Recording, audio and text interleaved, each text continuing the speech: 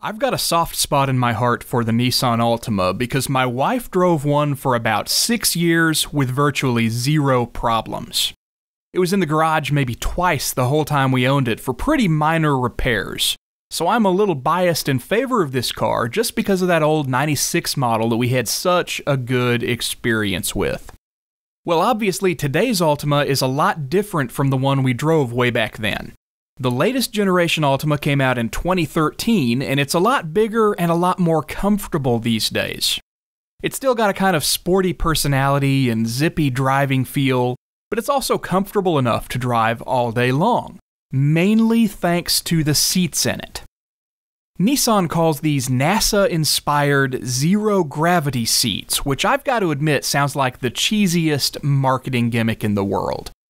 But I really do like these seats. They're super comfortable for long trips. Another thing I like about it is something Nissan calls the Easy Fill Tire Alert. It means you can air up the tires without using a gauge.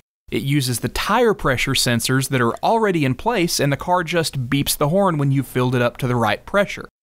It's a smart, simple idea, and I like that sort of thing. So what else? 38 miles per gallon on the highway is good. The way it looks inside and out is super impressive.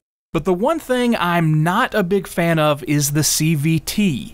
Nissan has doubled down on these continuously variable transmissions, and they're definitely getting better than they were a few years ago, but I still don't see it as a good fit in a sporty car like the Altima.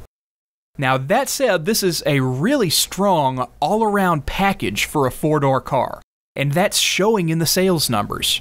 Right now, the sedan market is as competitive as I've ever seen it, with a whole lot of good products out there. I mean, the Fusion, the Sonata, the Camry, the Accord, they're all fantastic cars in their own ways.